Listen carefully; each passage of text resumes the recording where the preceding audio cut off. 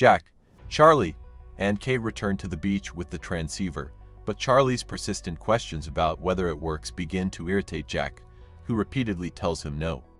Charlie, turning to Kate, jokingly calls himself a coward, claiming that every trek needs one.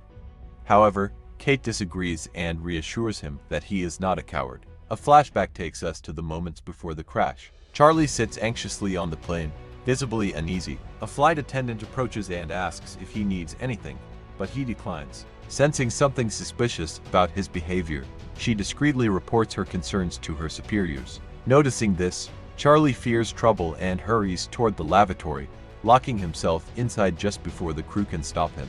The crew demands that he open the door, suspecting drug use. At that moment, the plane hits turbulence, the same turbulence that foreshadowed the crash.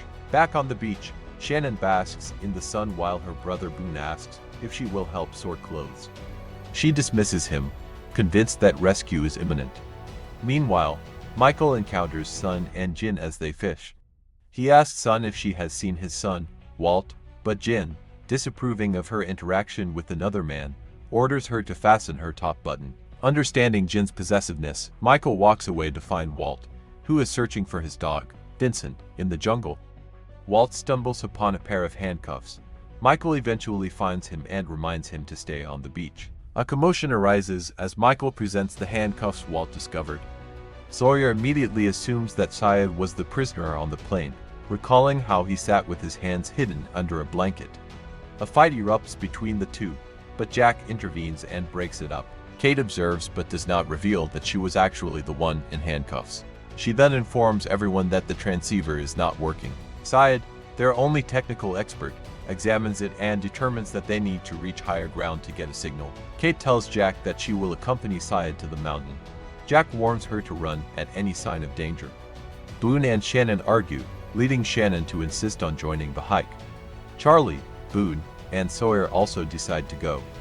As they ascend, Sawyer and Syed argue over testing the radio, but a sudden noise interrupts them.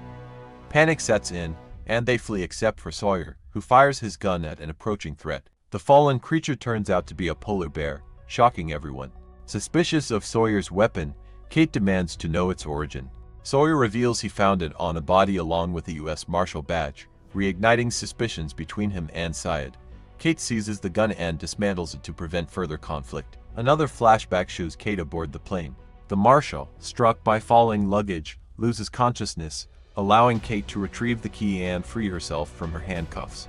She looks back just as the tail section of the plane breaks apart, recalling the moment she described to Jack earlier.